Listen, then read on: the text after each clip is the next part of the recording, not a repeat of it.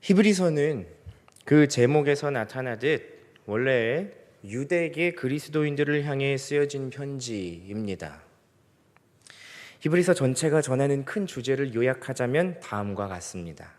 예수님은 어떤 천사나 제사장이나 옛날에 어떠한 제도나 율법보다도 위대하시다.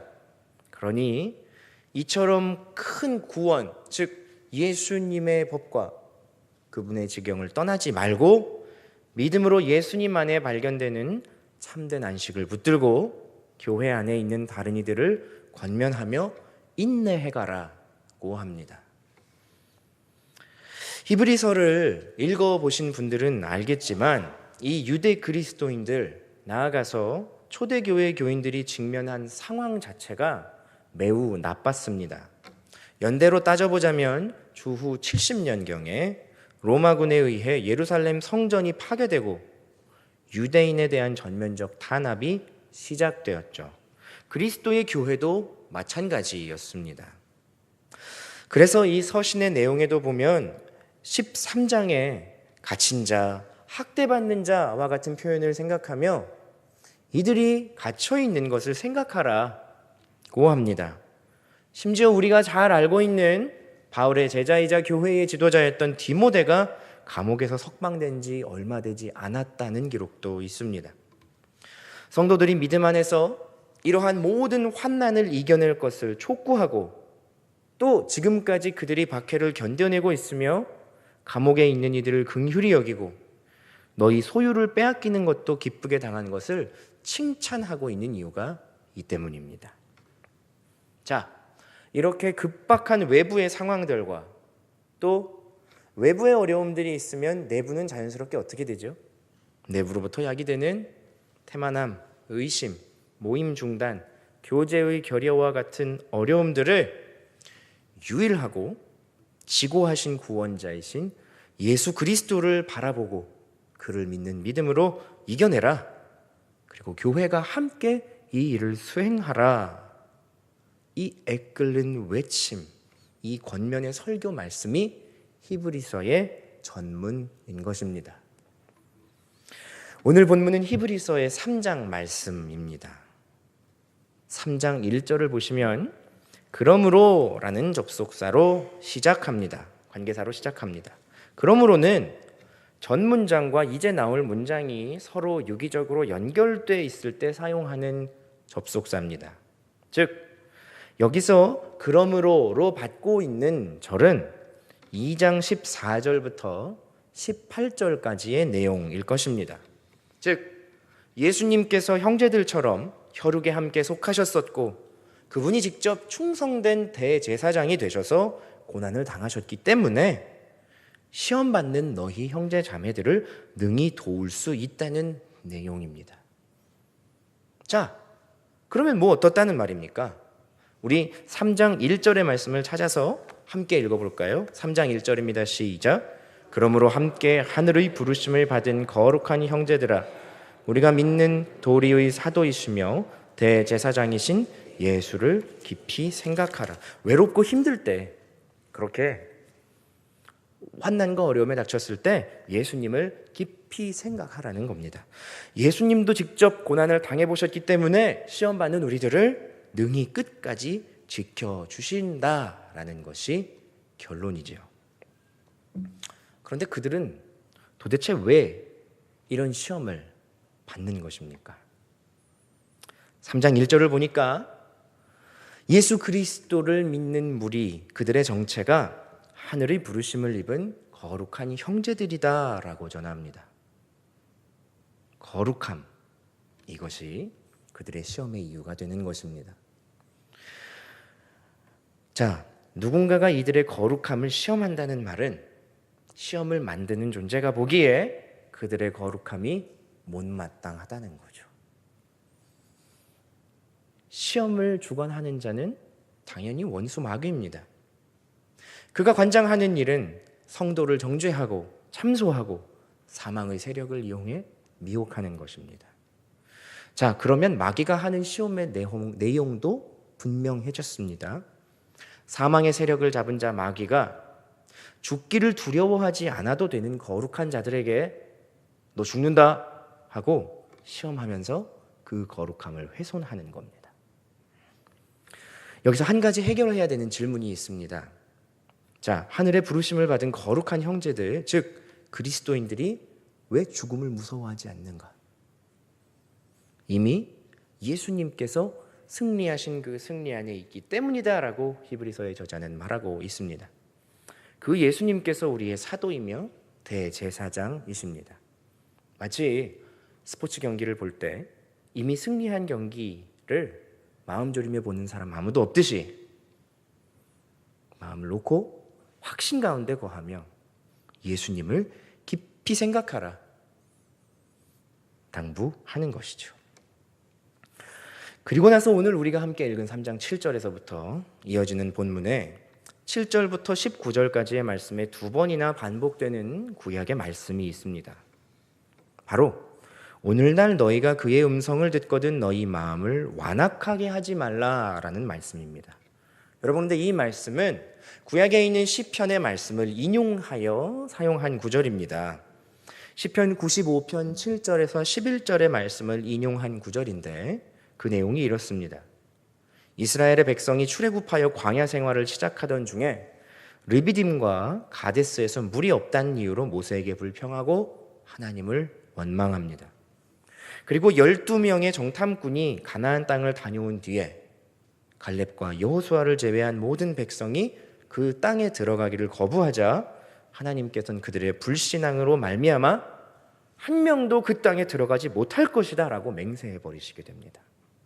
즉 시편의 내용은 이 무리바와 마사 사건을 그들의 완고한 불신앙의 초석으로 취하면서 가나안 땅에 들어가기를 거부하는 결정적인 이유로 제시합니다. 온 땅을 다스리시는 하나님의 전능하심과 그분의 전권적인 선택의 은혜를 입었음에도 이것을 거역하고 완고한 마음을 가지는 것은 매우 어리석은 일이다.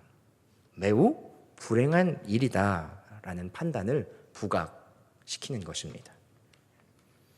자, 히브리서는 이러한 자신의 조상들의 과거의 불순종과 실패의 예를 오늘 3장에서 예수님과 모세를 비교하는 구문 뒤에 슬쩍 가져다 놨습니다.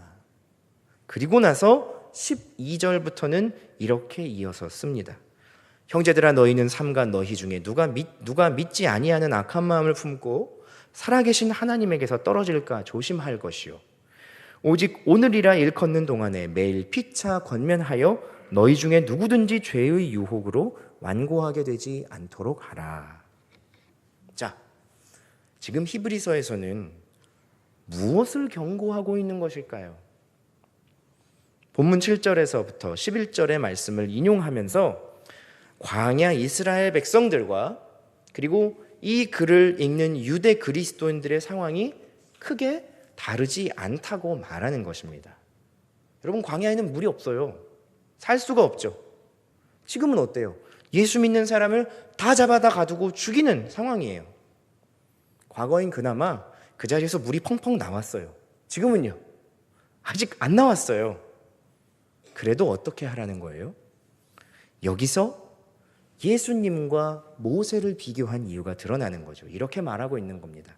여러분, 그 위대한 모세도 사실 예수님에 비하면 별것 아닌 것을 우리는 알고 있습니다.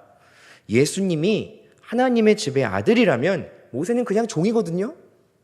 그런데 모름지기 작금의 어려움과 환난이 닥쳐왔다고 해서 여러분이 모이는 모임을 슬그머니 패하고 슬그머니 유대교로 다시 돌아가려고 하는 건 되게 어리석은 일입니다.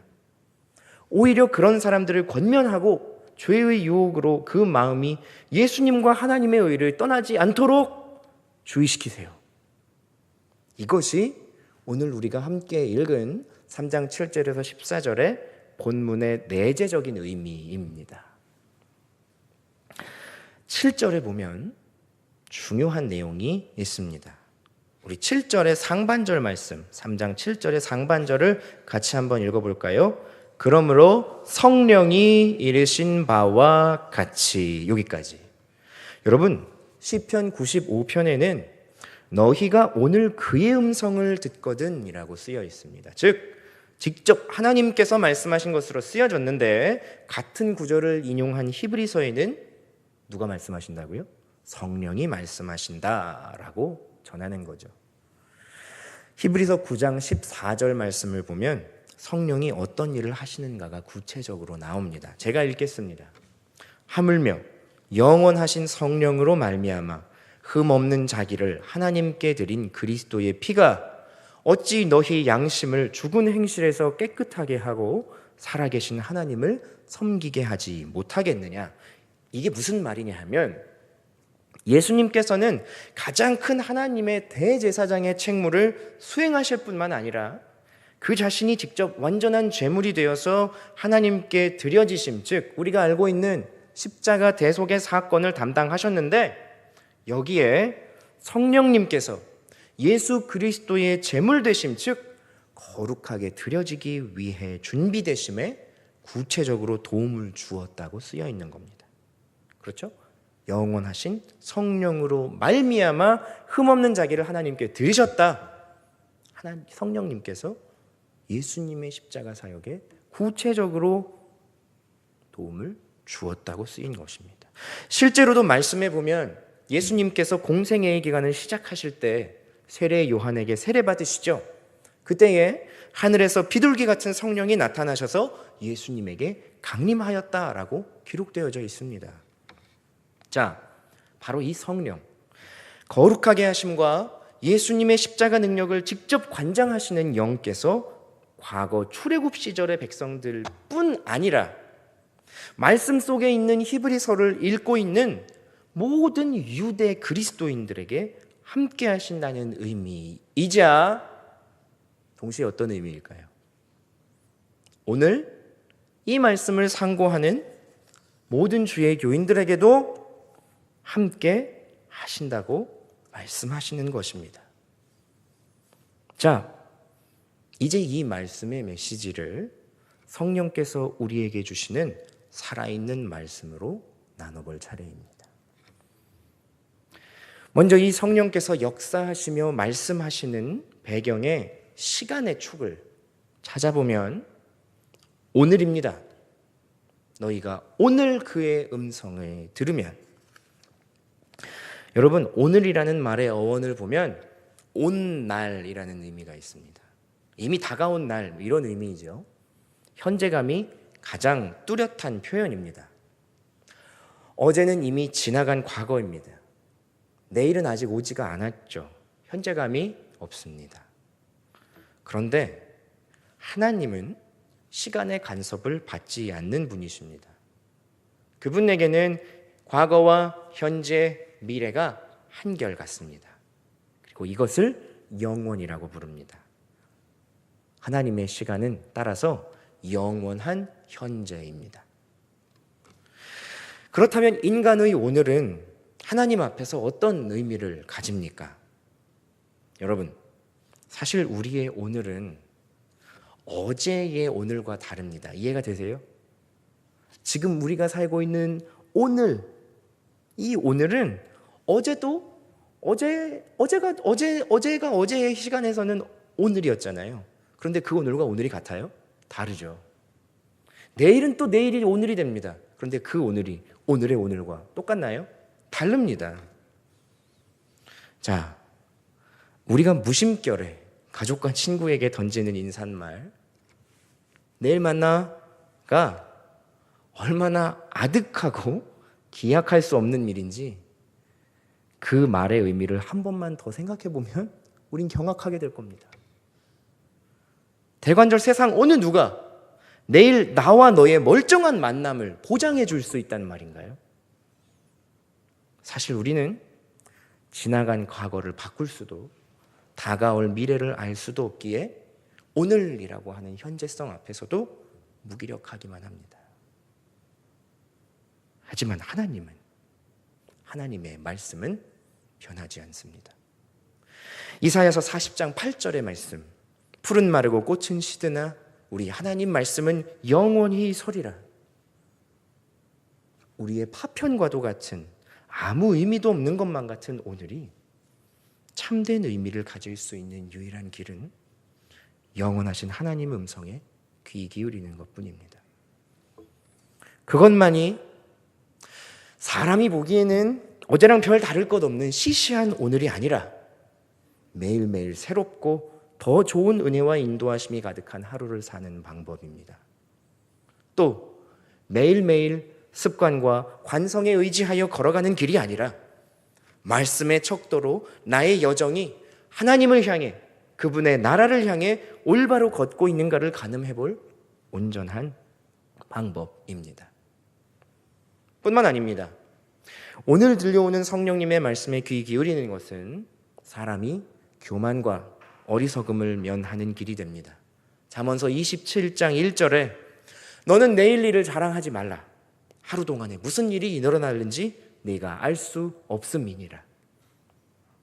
여러분, 예수님의 십자가는 오늘 내 가슴 속에 살아있어야 합니다.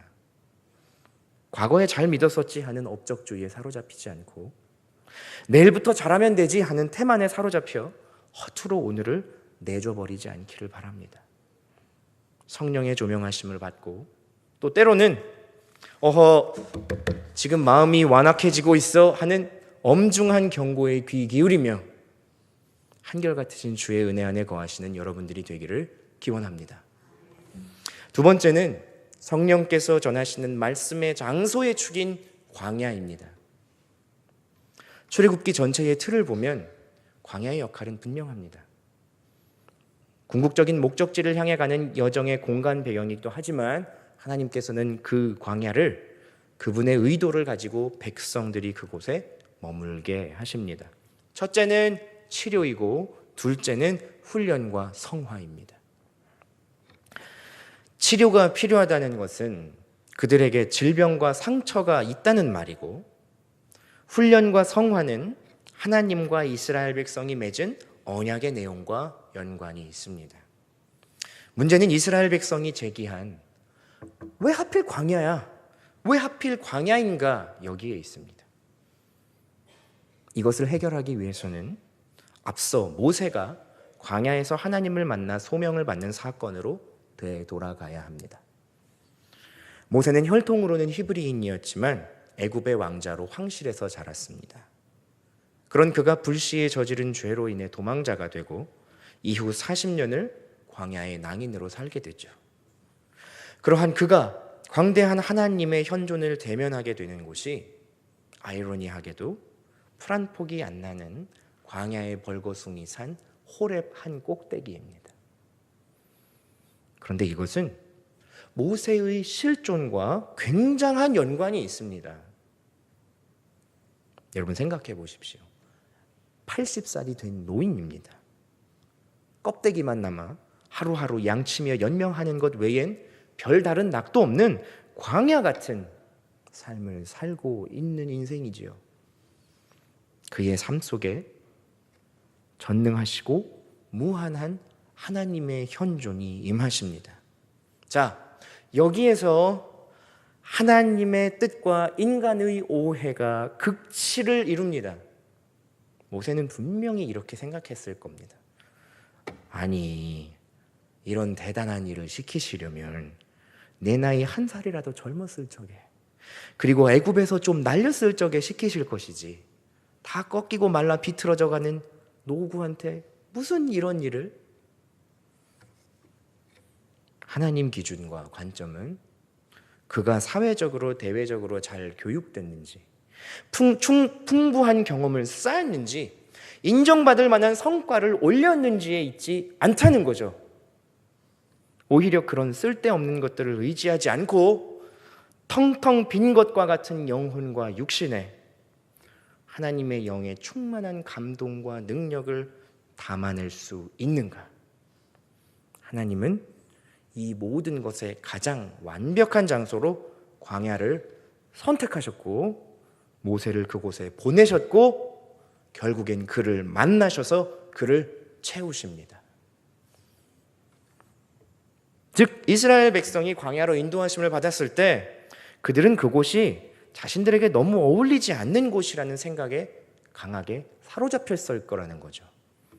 400여 년간의 애굽 생활과 가혹한 노예 생활 속에서 잘못된 주인을 섬기고 잘못된 신의 은총을 구하며 병들고 상처 입은 죽은 것과 같은 자신들의 영적 상태는 깨닫지 못한 채 더 나은 식량과 더 나은 거주지, 강력한 그리고 현명한 지도자를 가지는 일에만 몰두했기 때문입니다.